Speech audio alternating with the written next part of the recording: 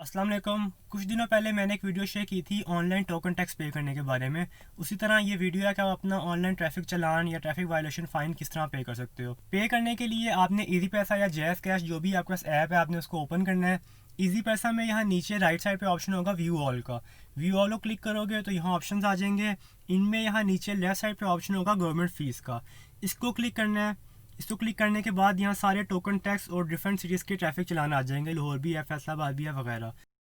मेरे चालान का सिटी गुजरांवाला है, इसलिए मैं गुजरांवाला के ऑप्शन को क्लिक करूंगा। अब इसको क्लिक करने पे यहाँ लिखा आ रहा है एंटर चालान नंबर या फिर PSID नंबर। टोकन टैक्स पे करने के लिए तो हमने ई पे पंजाब ऐप यूज़ करके गाड़ी का नंबर डाल के वहाँ ये एक कोड जनरेट कर लिया था 18 डिजिट्स का, लेकिन यहाँ ऐसा कोई चक्कर नहीं है।